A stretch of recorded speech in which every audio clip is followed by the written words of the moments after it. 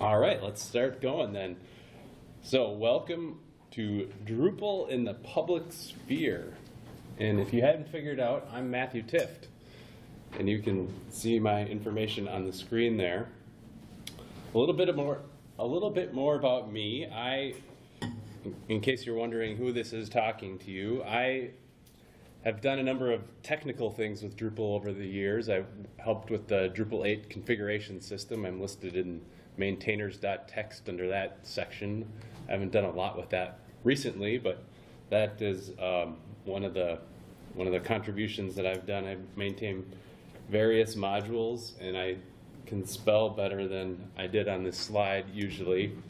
But I used to teach music history, and I was more involved in critical theory, and thus my interest in this particular subject kind of marries a lot of the things that I've done over the years with Drupal technologically, but then also sort of trying to understand the culture. I work at a company called Lullabot, where we do various strategy, design, and development work. We work with lots of universities, big media companies, and we would be glad to work with anyone in the room here too. So there's my official plug for my company. Huh? That's good. But that's not what you came to hear today, because you can read all about Lullabot on the internet, but you can't read all about Drupal in the public sphere on the internet unless you go and read my writing, but not quite like this. So today I'm breaking it down into roughly 4 parts. First, talking about Drupal, and then public sphere theory, and then Drupal in the public sphere, and then I'm interested to hear from you guys to hear ideas about this and what I have to say here today, and what you have to say, I guess. So not just what you think about my ideas, but your own ideas. Hello, welcome.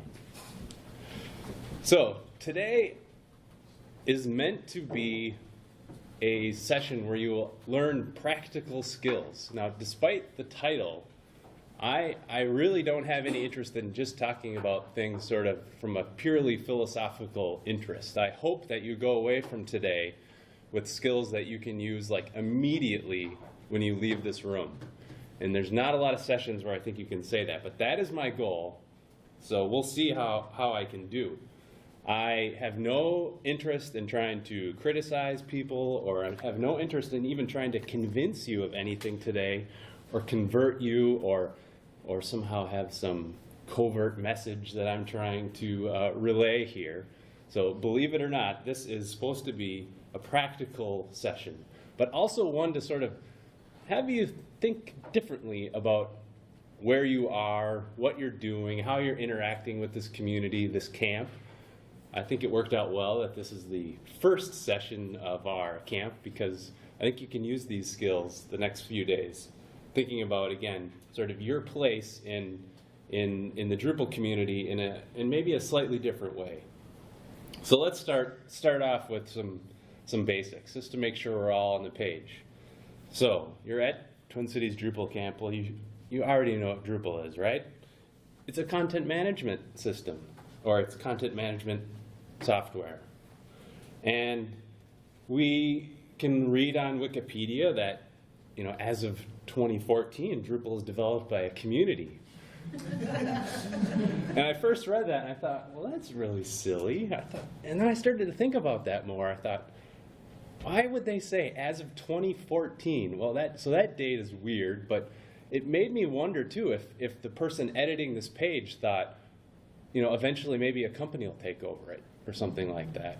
Maybe they thought, well, right now it's developed by a community, but who knows? Maybe some giant corporation is going to take it over. So maybe that's how people from the outside perceive us. So it does still seem like a silly statement, but nonetheless, this is true. Drupal developed by a community.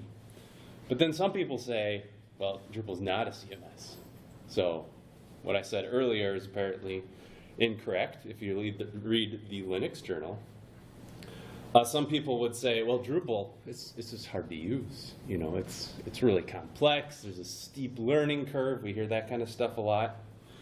But however you look at it, we understand Drupal as not just software, but groups of people involved, institutions.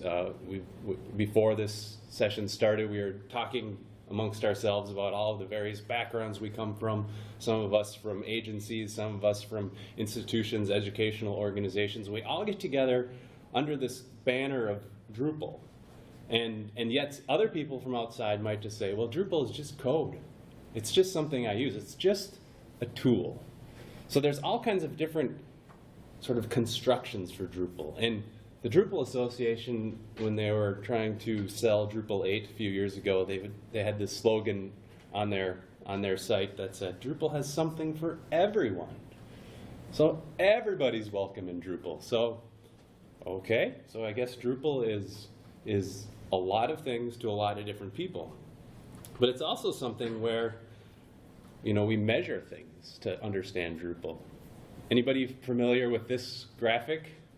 There was a website that used to be accurate. Now it no longer is accurate. I think it's for sale now. I haven't looked recently, but it measured if you were certified to rock. You know, how far did you go on the scale? And you could walk around and ask other developers or people, hey, what's your certified to rock score? And that's how we understood Drupal was. You were a number, you know. Oh, you know, I think at one point Lullabot even said, if you have a score of at least 8, then, you know, apply. Then to be on our team, we want people that are certified to rock. That was many years ago, but the point is, so we have all these different ways of understanding what Drupal is.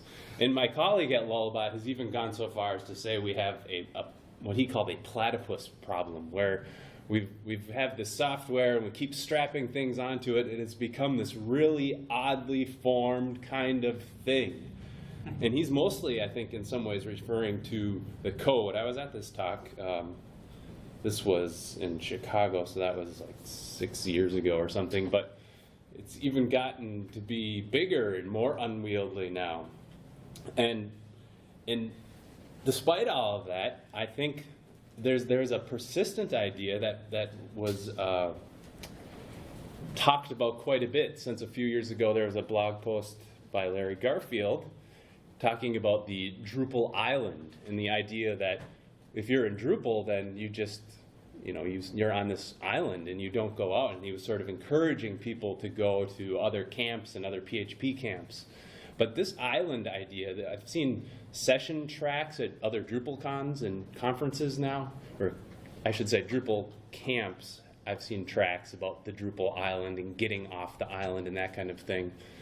So there's this notion, though, that we're an island, that we're not affecting the rest of the world, that we're just working by ourselves and uninfluenced.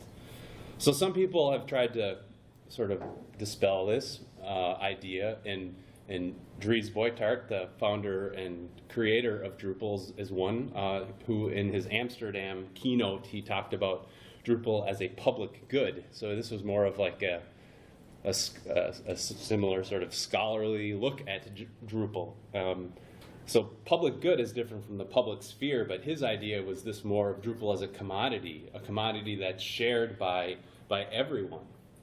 So that was a pretty fascinating look at Drupal. And then Dries and I actually looked at commit credits all summer. We spent a lot of time trying to understand who sponsors Drupal. So when you say, oh, I'm at a Drupal camp, and someone says, oh, what's Drupal? And we all have our own little canned like elevator responses. And it really seems to me like there's lots of things that are Drupal. But there's also really difficulties trying to encapsulate all of those ideas. Trying to, say, measure the generosity of somebody in our community. Like, how important is it that guys like Dan and Drew, who are in the audience, year after year for the past 7 years, have decided to volunteer their time to help with this camp? For what? Because they want to grow their businesses? I doubt that. So there's something about this community that's really difficult to measure, and Dries and I had a lot of discussions about this, like, well, we really are only able to measure, if we look at commit credit data, it's just like this tiny little slice, but it's something.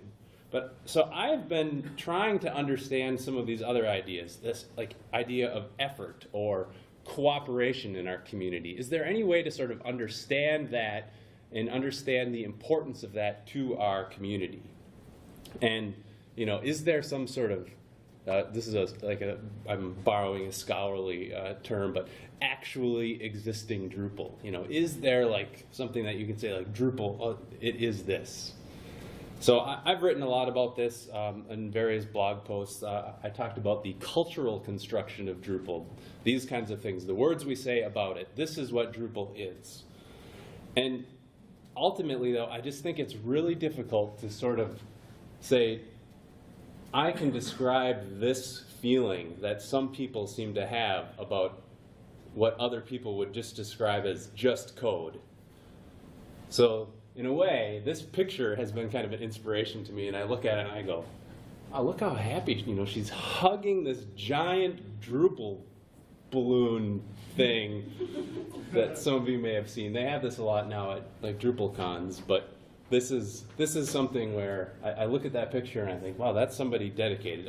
I know Angie personally, so you know, she is definitely passionate about Drupal. So this whole idea of sort of saying, let's investigate that. Let's investigate this feeling that some people have about Drupal, and that doesn't seem to be present in the many other technology communities that I've been involved in, starting back with VB6 and VB.net and JavaScript, and I've been involved in a number of other communities. And I'm not trying to, again, say that this is like specifically only Drupal, but I'm sort of trying to understand the Drupal version of this. And to do so, I have read a lot of public sphere theory over the last couple of years. This is an enormous topic. There's lots of literature. I've read dozens of books on this. And it is, it's a lot, but I'm going to try and pull out some of the key ideas here and not get too into the weeds. But section 2, public sphere theory. So pardon? Oh, okay. So Jürgen Habermas is the person who coined the term, and this individual is, for a little history, background. He ends up on lists like this of the world thinkers, the most influential people in the world.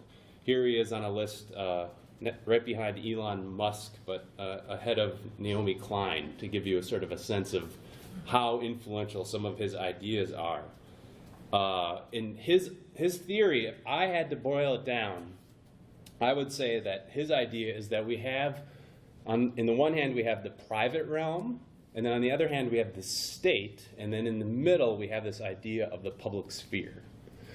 And this is a theory that all kinds of people have explained in many different ways, but I think this is sort of the fundamental essence of it, that he's talking about this idea between our private lives and between some sort of authority or some sort of system that sort of controls us or influences us or sets the boundaries. And his idea is what you'd call both historical and a normative ideal. So there's some jargon, but the normative ideal means that he looks at history and he says, okay, here's what I found, here's what I see, and it is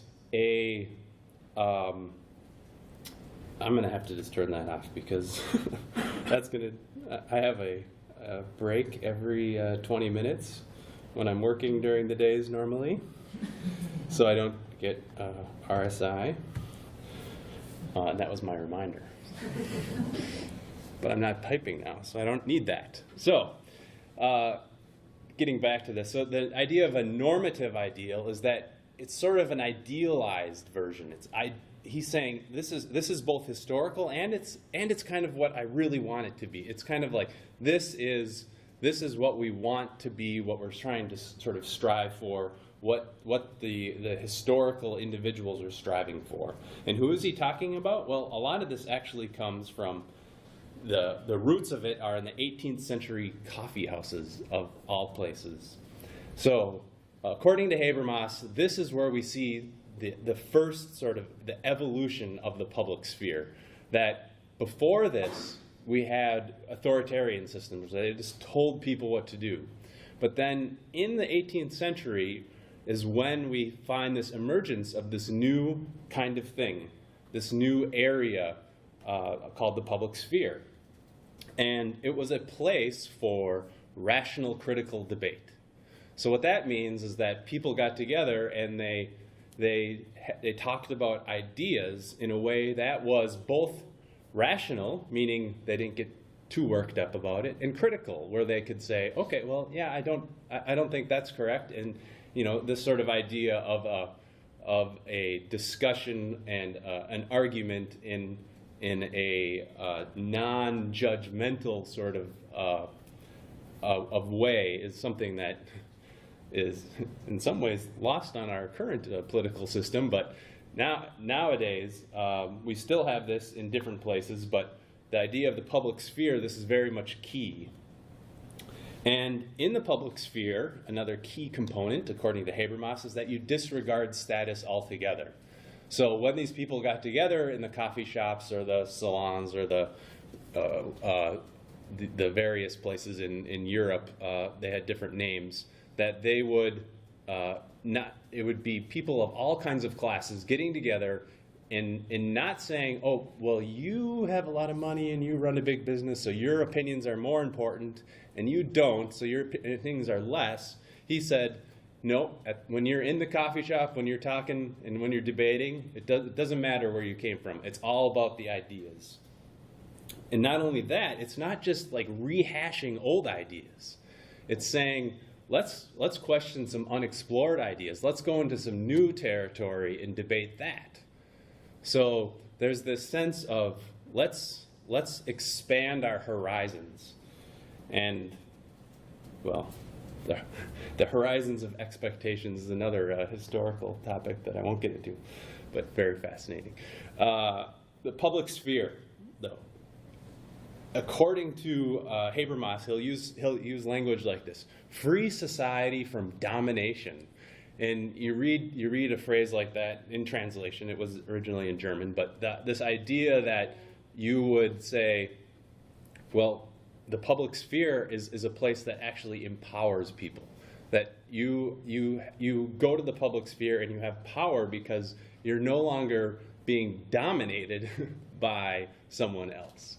So it's a fascinating concept, and part of the reason that you can make this argument is that he said that it was legitimate. There were two things, and effective. So when you got together in the public sphere in the coffee shop and you discussed the latest article in some magazine or something like that, and the ideas were good ideas that came out of it, and then as a result they brought about change. They affected change. They helped people. They changed the way things were. So legitimate, effective, rational, critical, all of these things. And it's important to note that it's not just like, well, this one's public, this one's private. And I think John Dewey said it well. He said the distinction between public and private is thus in no sense equivalent to the distinguish between individual and social. So it's not just like when we're in private, it's just individuals, and when we're in public, it's social. There's much more to it than that, because there's people that can get together in private in a social sense and control us. This is like the smoky back room, where we imagine there's people pulling the strings and controlling us. These backroom deals that happen that we sort of imagine in Washington, D.C. or something like that. Oh, that's where the real power is.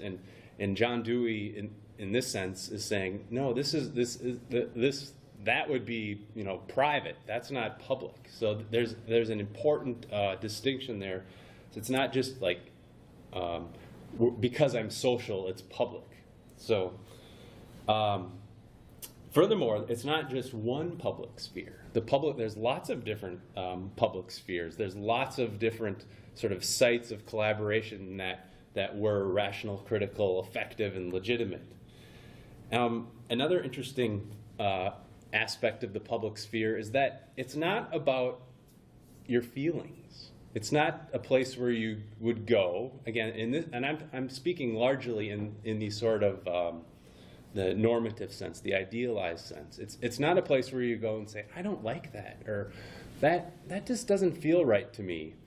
It's more of a place where you go and say, well, no, this is wrong because blank. And then someone else says, okay, I agree, or no, I don't think you're right because that, or I see it differently. But it's not about like what you feel, which is an interesting descriptor.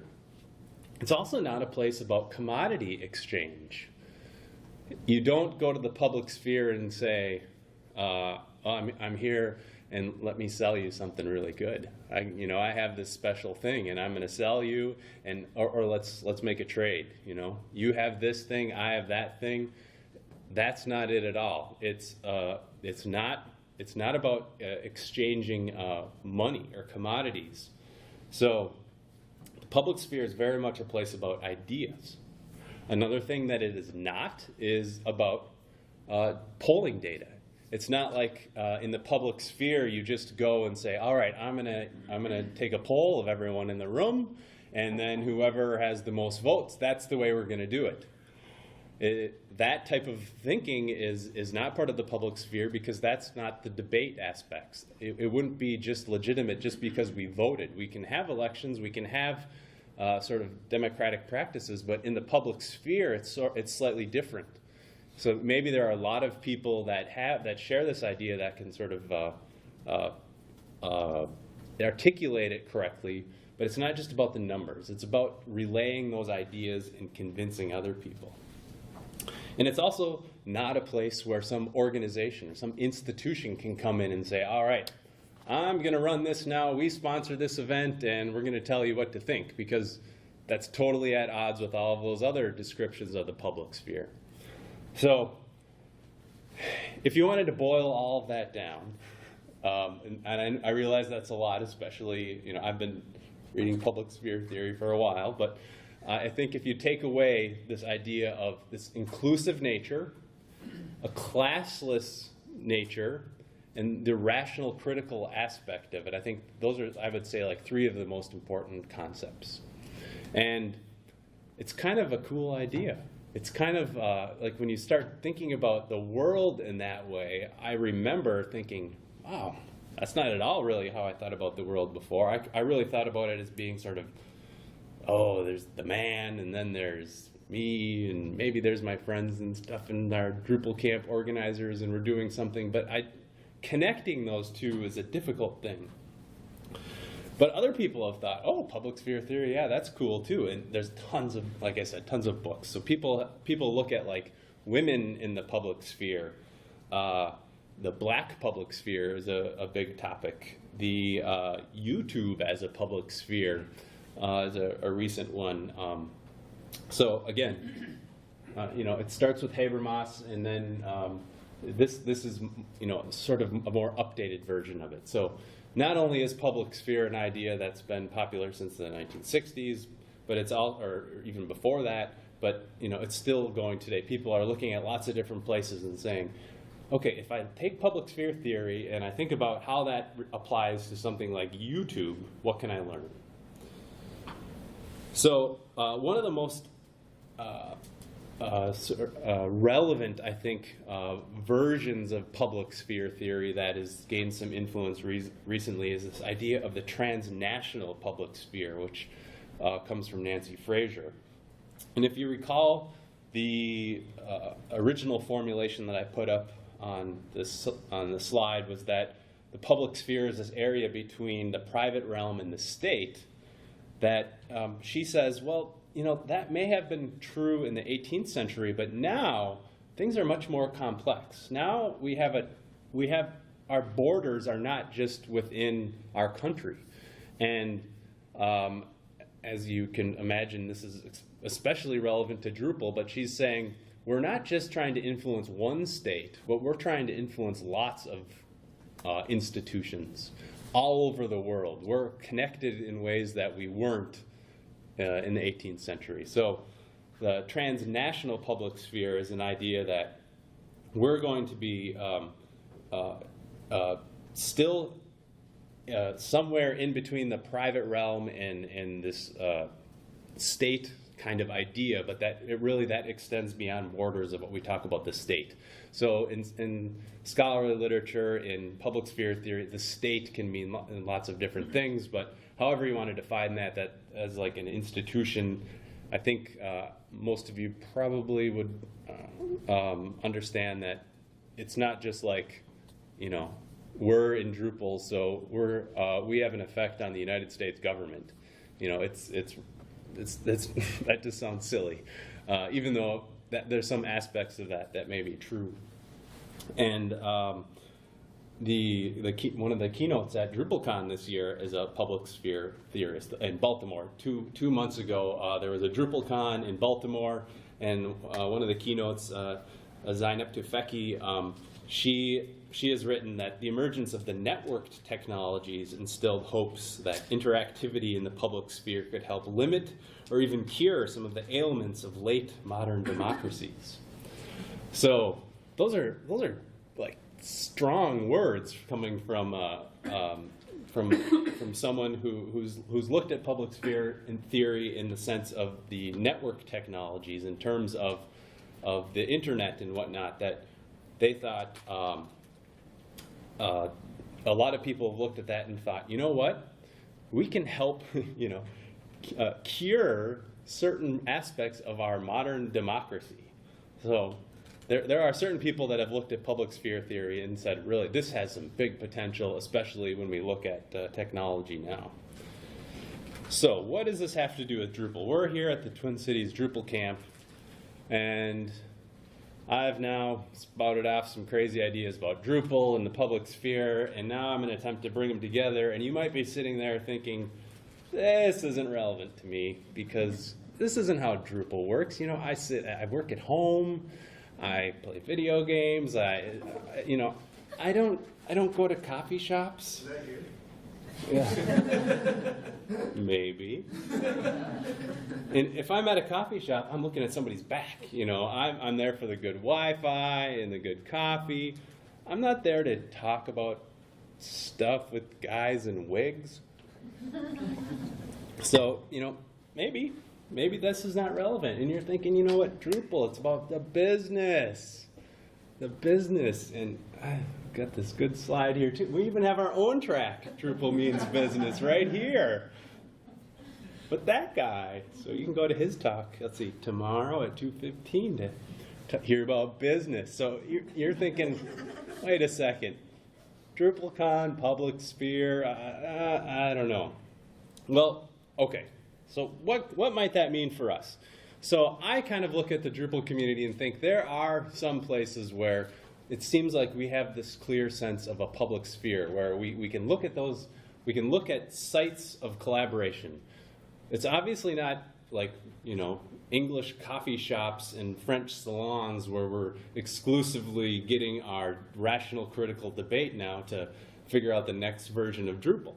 So, but instead, we talk in IRC, and now I suppose I'd have to add Slack there, but I'm a free software advocate, so I'm going to keep it at just IRC, because there's still an IRC bridge, so I don't have to use Slack yet.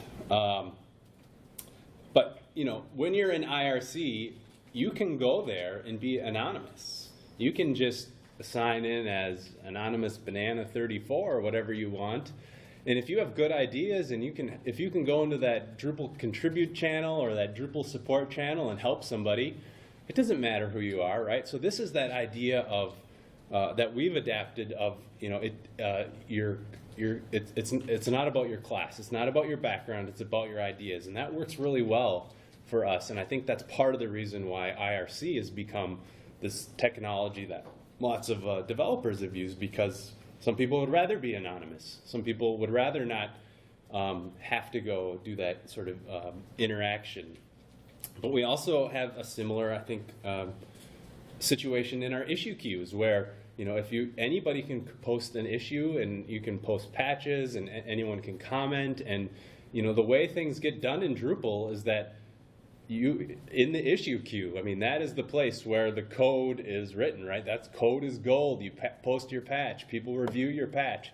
It requires other people to review, mark it as RTBC review and tested by the community is, one of the key things that it takes to get from a patch from being an idea that solves a problem to actually part of the code that we write. And I could go on and on. So we have our local user group. Here's another place where we just heard that we have 2 monthly meetups in our community. That we used to at one point it was 4, but now we're thinking, man, that's like once a week. But now we've got it down to 2 times a month where you can come and talk to other Drupal people. People that, in a lot of cases, people that do Drupal all day long, and then they go and socialize and play games. And our public sphere, I think, is really quite fascinating. So this extends to DrupalCamps. That's where we are now. DrupalCons, we got those 2. There's one coming up in Vienna. And then if you look at like our agencies, the companies like Lullabot or like Pantheon or like Electric Citizen are some that I see in the audience, but these are agencies that they have decided that their business is based on open source principles. And as part of that, the people that work in those organizations come to camps like this on a Friday or a Saturday or sprint on a Sunday, that we write articles that help other people. We produce podcasts. We go around talking at camps. And we go around talking at DrupalCons. And we go around talking in our communities. And we talk in schools. And we contribute back to Drupal. And there's a really sort of vibrant community. And so we can say that those organizations are contributing to the public sphere. And although we do, allow sponsorships and things like that, for the most part, when we're like planning a program committee meeting, it's not, or planning like the Twin Cities Drupal program, we're not saying, oh, well, that person's sponsored, so we should have them in. It's not like you paid the most, or that's I won't even get into all the ways we could improperly choose which talks we want. But people from these various agencies often participate. And I have my own podcast where we talk about free software. And, I don't, there's no sponsors for that. It's just like, this is my desire to try and help to expose other people to free software. Drupal is free software, so this is I didn't even mention that, I guess. I should have had a more of a free software plug there that I could have done. But Drupal is built on GPL software that forces you to share. So this whole culture of hacking and sharing and that kind of thing, I interview people on the podcast that in a lot of cases aren't Drupal folks, to talk about the many different ways that free software can help society and the public good. So I think the Drupal public sphere is sort of alive and well. So then what does the public sphere theory do for us? Well, the transnational aspect, well, Drupal, 150 countries use Drupal. That's more than 3/4 of all of the countries in the world. So if you think about the sort of influence, the sort of what makes Drupal legitimate, what makes it effective, well, here's something, that we talk about, some people might be unaccustomed to discussing the state or politics at a Drupal conference, but it seems to me that on some levels, Drupal's having an influence on government when it's being used by 3/4 of the countries in the world. So it doesn't necessarily mean like, oh, this country uses it, so automatically they have adopted all of the principles of the Drupal community and everybody in that country follows the Drupal code of conduct or something crazy like that. But it does mean that there's this opportunity, that there's this sort of influence that we have in the Drupal community that's affecting directly at least the websites of 150 or more than 150 countries. And it's really tough to measure that. It's tough to even agree on how many countries there are in the world, but it's at least 3/4. And then, but we could say there's even more specific examples where Drupal has been influential in politics. Specifically, the whole idea of Drupal distributions grew out of some Drupal folks wanting to help Howard Dean in his presidential campaign. And a lot of people understand that Howard Dean was, he pushed the envelope, or we associate Dean with pushing the envelope and using the internet in ways that hadn't been used before by a presidential candidate, but not as many people might know that was a group of Drupal people that got together, not part of the Dean campaign, and just said, we want to help. People that like quit their day jobs, started up this thing that eventually became Civic Actions and Civi CRM and these other organizations. So there's plenty of evidence of this, evidence of this direct influence on politics. But if that makes you feel uncomfortable, we could also just talk about like specifically helping people. There was at DrupalCon Portland, this is just one example of like this direct, like Drupal community says we want to help, and people, more than 70 developers got together at DrupalCon Portland. I was there, I remember being in that room, and people saying, let's help these these people that were devastated in Oklahoma City, and they made this new site called Help for OK. So it was quite I think it was quite a feat. That I remember being at that conference, just like talking to people in the halls, and a lot of people were just aware of this, like, hey, that's pretty cool, you know. Here I am just at a Drupal conference, and then there's all these people that are, 70 of the 3,000, I think there are 3,000 attendees by that point at that conference, so it's not like everybody, but that kind of thing, it's part of the community. It's one aspect of the community, and it's something that I think is Drupal influencing the public sphere in positive ways. Drutopia is another, it's a Drupal distribution. Someone here from Drutopia, I think we'll be talking about that later. Ben is in the back.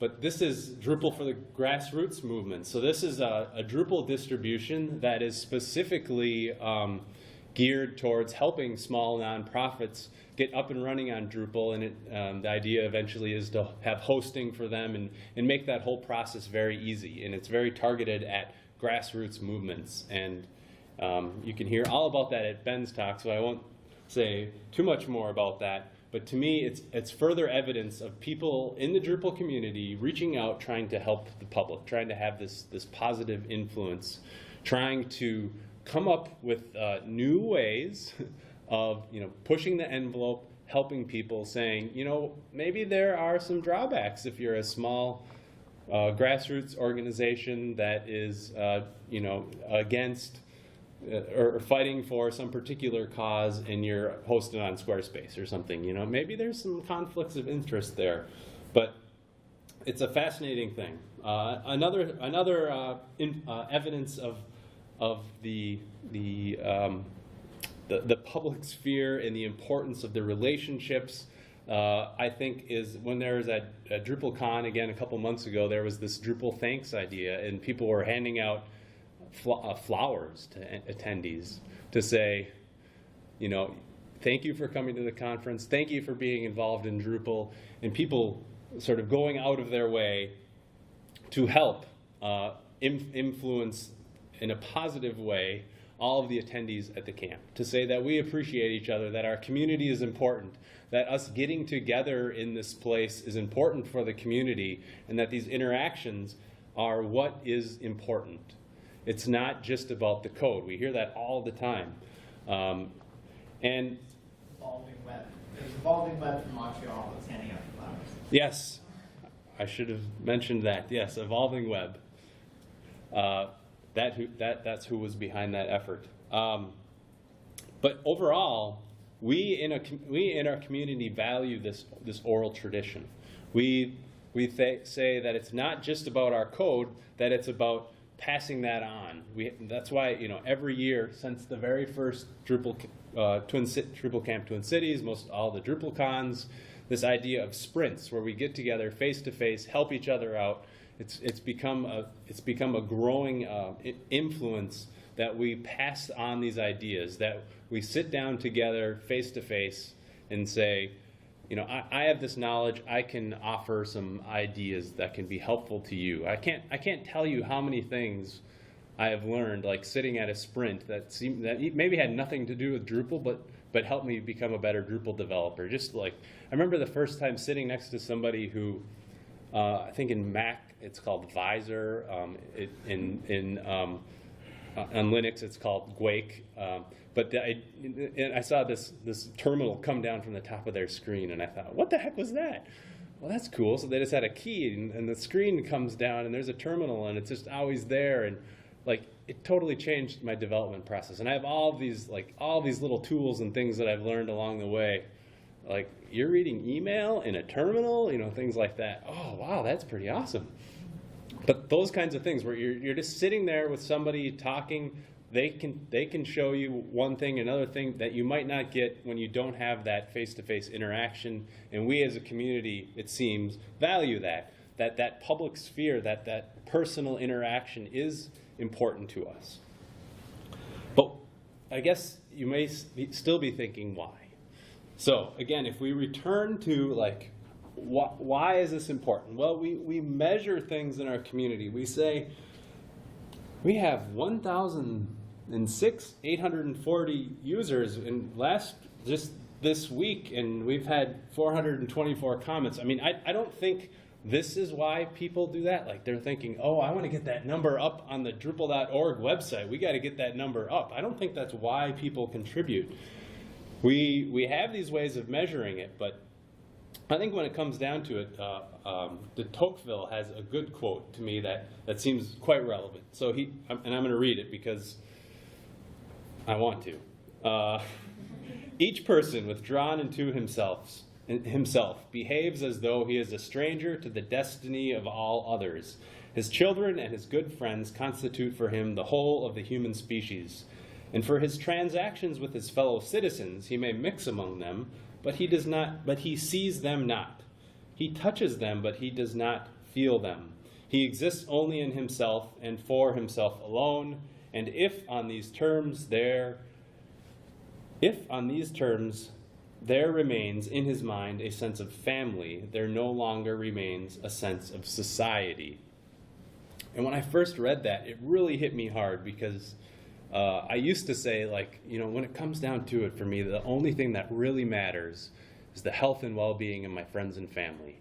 This was this phrase that I'd come up with when I was in high school or something, and I used to think, you know what, when it all boils down to it, that's all that really matters, is the health and well-being of my friends and family. And then I read this, and he's specifically talking about friends and family and saying, if you only believe in just your friends and family and you never get out with people that you don't know and your neighbors and your community, then our society is doomed. So, congratulations, you're out among people that you don't know, listening to people you don't know, meeting new people at a camp that's encouraging this kind of interaction, and it's good for society.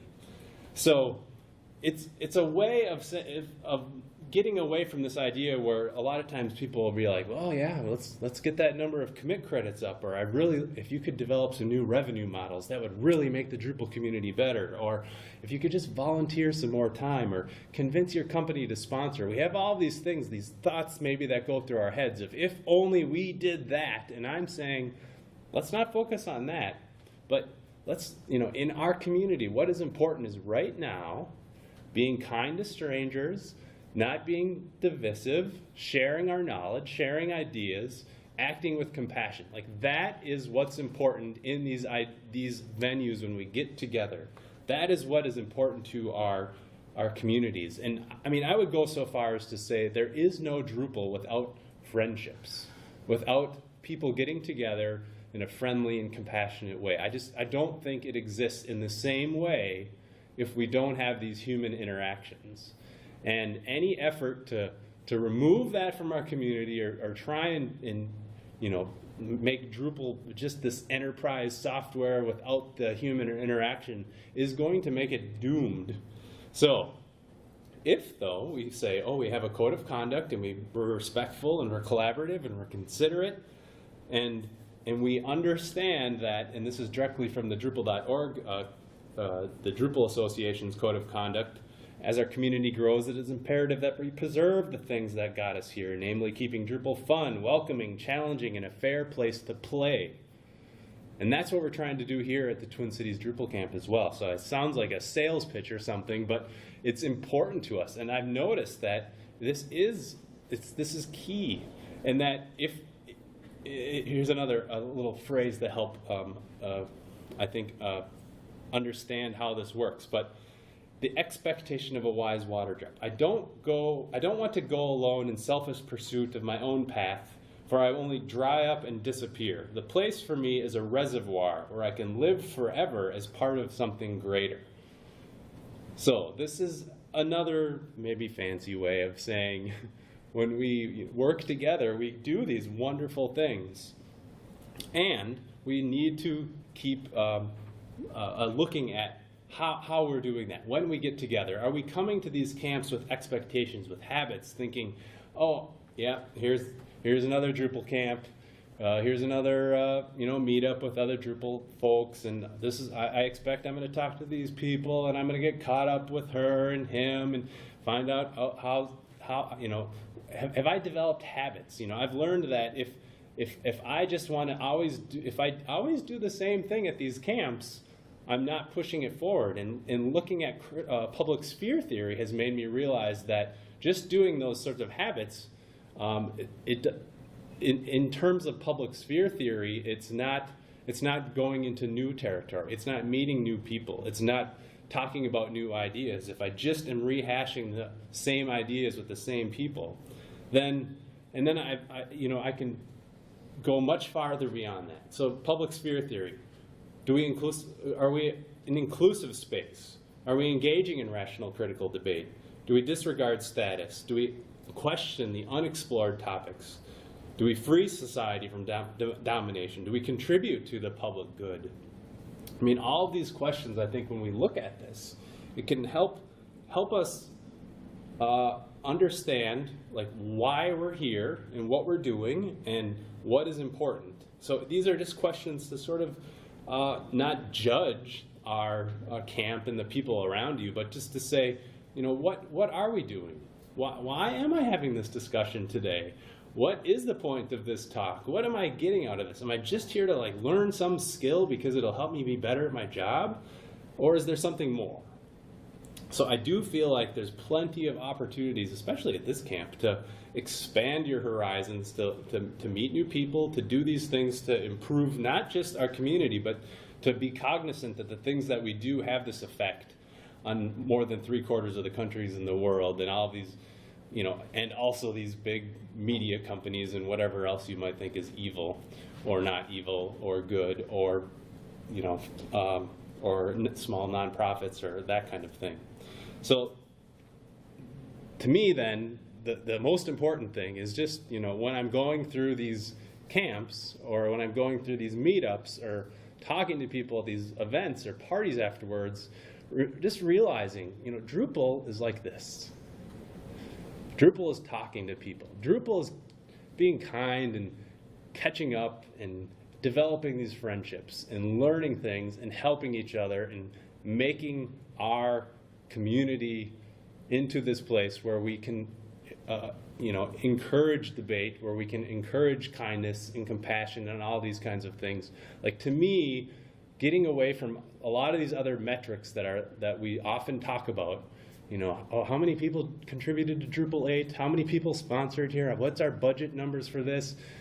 How many clients do we have and all these other things, which are very important. If you're running a business, I understand that. But without some of these other things, that it's good to notice that the influence, when you say Drupal is like this, it's talking to people, it's hearing ideas. And with that, I do want to hear any other ideas that may have come up from this, any other thoughts about our community or this camp that you would like to share now.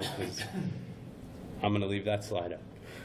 Drupal is like what to you?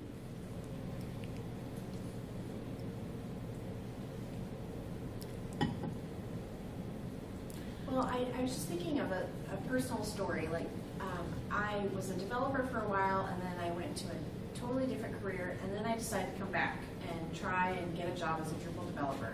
And I went to one of the like happy hour local events that I found online, and I met some people there, and some particular people that had a real connection with them. Just a good conversation, and I ended up.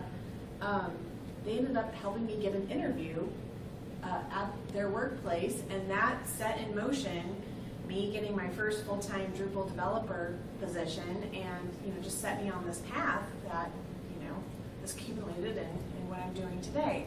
And if it hadn't been for that community connection, that public sphere interaction, I would have not had the career that I have today. I wouldn't have this great job where I get to work from home and work with a variety of people from all over the world, and I really saw the benefit of that. And so for me, Drupal is this interesting intersection between friendship and meeting people, and also kind of opportunities, economic or otherwise, kind of personal growth, professional growth. So I think it's a very interesting intersection, something that I've never had encountered before. Thank you. I was just going to say, for me, I've been working in Drupal for a while, very quietly, building sites, doing my own thing. Oh, yeah. And so, basically, but over time, I've realized that by keeping myself in isolation and not reaching out to the community, I've really limited myself. I have the ability to do more, and I've fallen into a position where I am a Drupal expert and being contracted in that way, but I fell into it. But if I would have been more participating in the community, I would have, it opens up other opportunities. So I guess that's where, for me, I'm realizing that I have to participate. I like Drupal, I like this community, and I need to participate more to keep those options open, because you never know when one option is going to close on you and you have to move on to something else. Yeah, that's a great story, because it's it's very related to what I'm talking about in terms of, if going it alone is your thing, that's fine. There's a lot to the community there's a lot of benefits to the community as well. So finding what works for you. I know I definitely have colleagues at Lullabot that would prefer just to be at home on the weekend than be at a Drupal camp, and I'm totally respectful of that. And it's not supposed to be like I said, it's not trying to convince you or convert you, but just allow people to sort of notice that this community does these things, and to understand, well, it does have this influence, and to sort of find out for yourself what you see that influence to be, and decide, is that wholesome or beneficial? Is that helpful to or even does it help you, get another job too? I guess is certainly something that could be a benefit. Dan? You mentioned earlier in your talk about how you've been involved in some other software communities, but I was just curious how deeply you recently looked into other communities compared to ours, and if it's truly a unique to Drupal scenario, or if it's more widespread than how we organize. I think there is a ton of overlap with Drupal and some other communities. Like the Debian community is one of the communities where I see a lot of influence of Drupal, and lots of the sort of underlying base motivations. I know WordPress, there's a lot of aspects of the WordPress community, a lot of people in the Drupal community where you could probably just plop them down at one of our conferences and they'd feel like it's the same kind of community. I mean, I know Ruby, there's all of these communities that I've been a part of, and I'm not trying to suggest that that Drupal is unique in the kindness, the compassion, the helping each other, the sprints, or even like the way we organize conferences or anything along those lines. But I am interested in how some of those things function within our community. How does the things that we do in the Drupal community specifically affect ideas like this? So maybe holding up sort of the positive aspects of how we function in the public sphere, and then versus maybe some smaller competing interests within Drupal that would not lead towards that? Yeah. I mean, certainly there's Drupal for good, there's Drupal for bad, there's all kinds of those things. But for me, what public sphere theory brings is another way to see our community and to ask questions of our community in a way that helps us understand our broader role and understand that we're not an island, that we're connected to all of these other people, that anyone else is welcome in our community, that kind of thing.